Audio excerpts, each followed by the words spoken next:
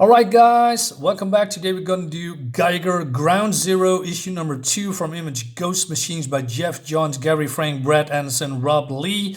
So, it's been a while since I reviewed Geiger Ground Zero, issue number 1.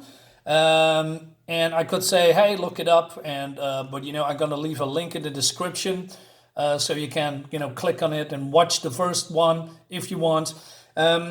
So this is more like a, two-parter, while the original Geiger series, there was 6 issues, and then we got this, and now the Ghost Machine, I believe that's an imprint, but don't quote me on that, is, doing, I believe, an ongoing series, but I'm not entirely sure, of Geiger, and, a lot of new stuff. And I heard a lot of people like what they are doing, and coming back to that a little bit later. But before we go in, I urge you to watch Geiger, volume 1, check it out. Or maybe you said, nah, I wanted to watch Ground Zero first. You can do that. There's also an 80-page giant special with mini stories about the Geiger universe. I hate universes.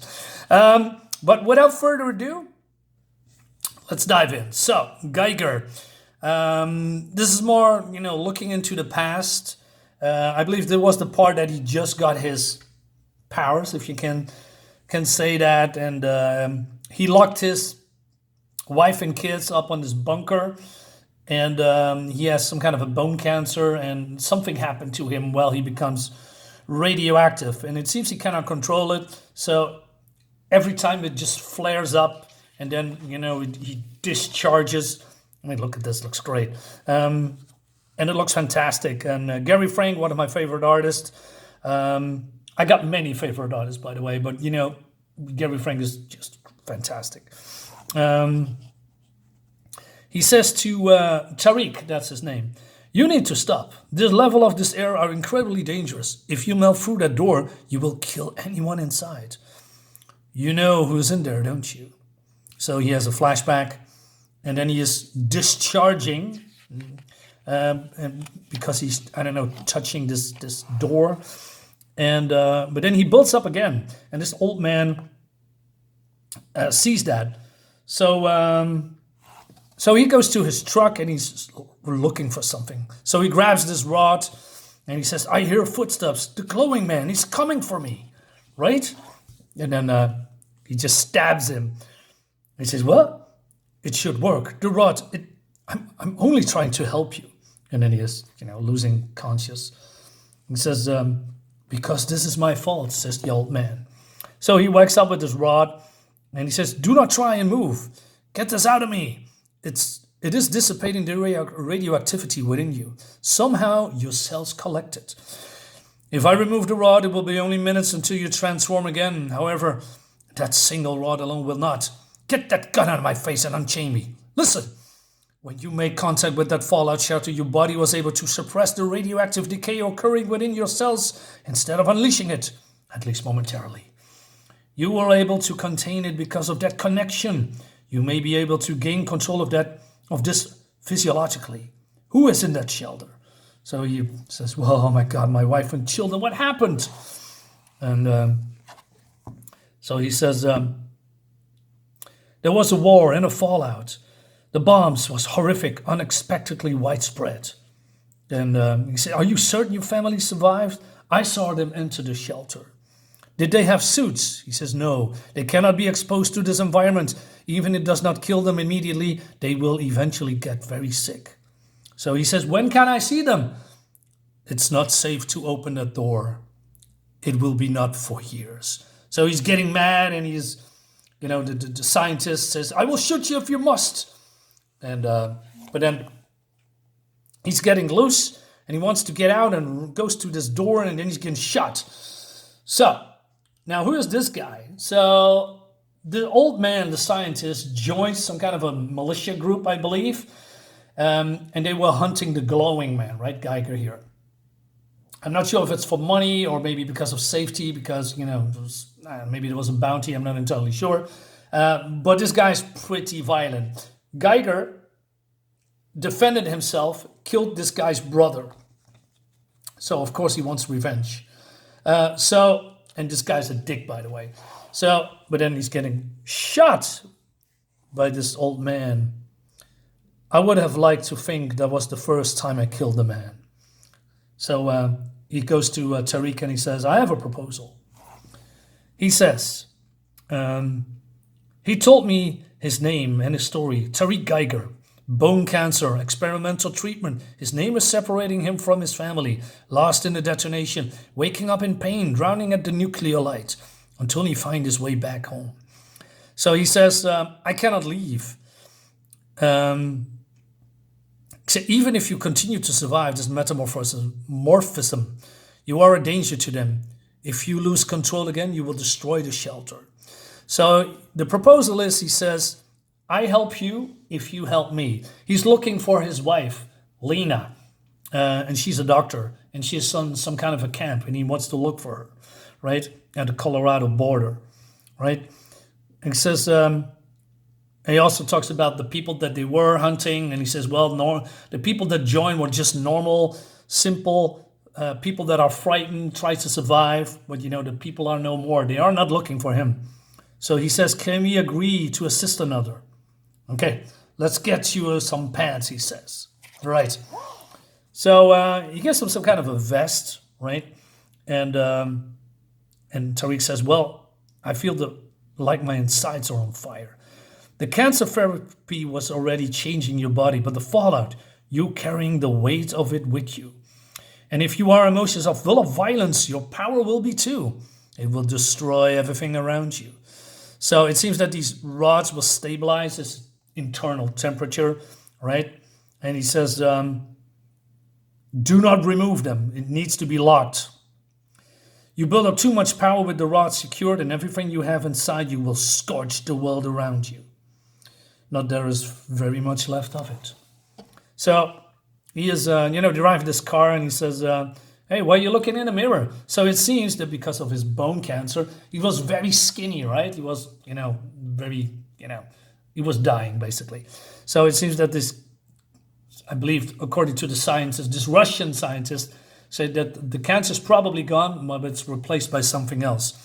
And so he wants to take off this vest because he feels uncomfortable. He says, leave the rods alone. I would prefer you not blow me up.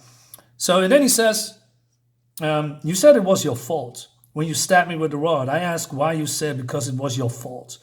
Were you talking about Russia and the war? Well, not exactly. So what happened? So it seems that he and his team was researching the amplification of the impact of nuclear devices.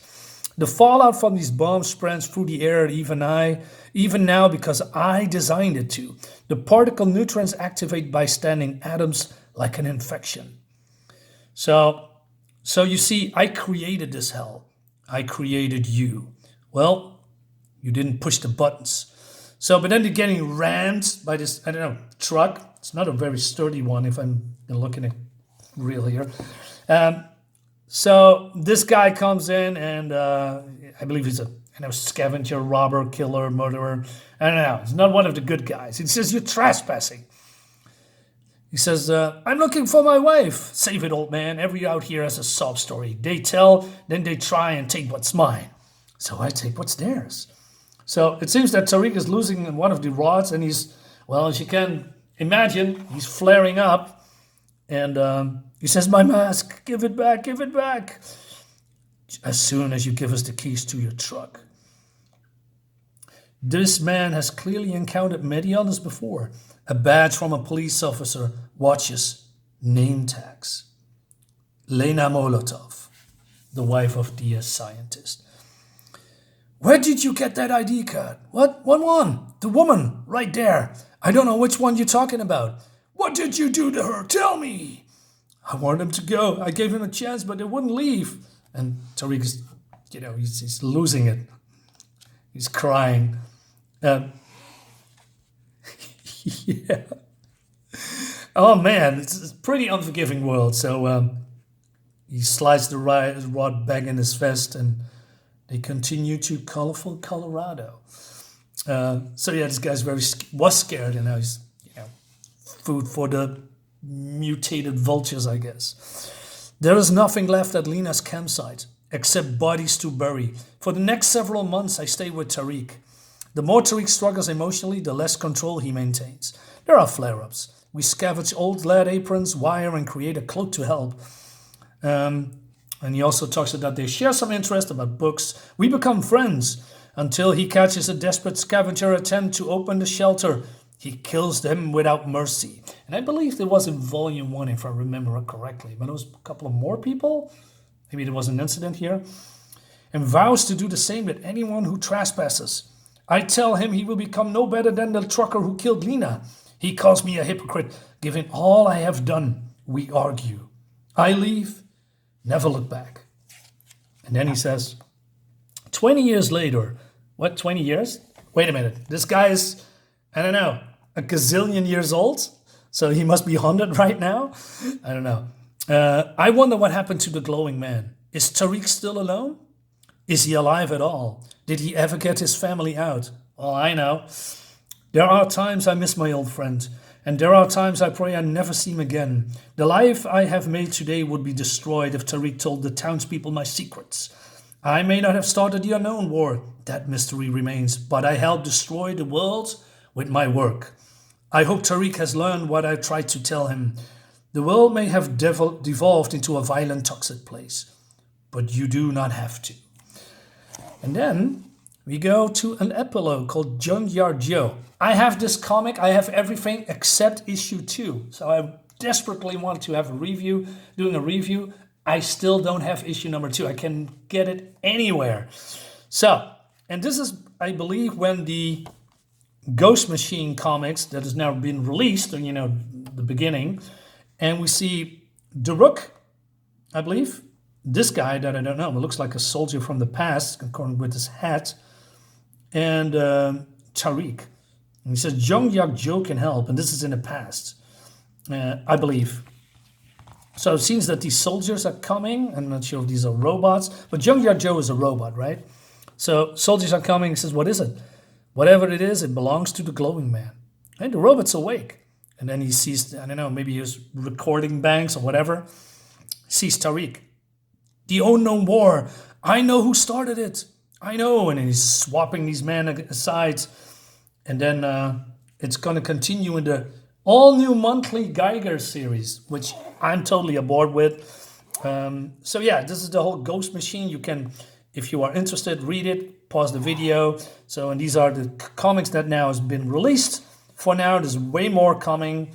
And I'm on board. Like I said, I heard people really like what they are doing with the Ghost Machine imprint, universe, whatever you call it. This is from volume 1, by the way. So yeah, I ordered this one. I hope I can get it pretty soon. Probably not for the first coming months, but we're gonna review it anyway. Anyway, that concludes this very short 2-issue mini-series that gives us a little bit more information about Geiger, you know, background, how he got the rods, right, and his vest and his cloak, etc. If you want to know how he gets the dog, there is, like I said, the 80-page giant. There's this origin story, how he met this cutesy little 2-headed dog. If you're interested in this, of course. So guys, let me know in the comments if you like it, if you're interested, if you are reading Geiger, if you're reading, you know, the Ghost Machine imprint. Leave a comment below, subscribe to my YouTube channel. I'll see you on the next one. Bye-bye.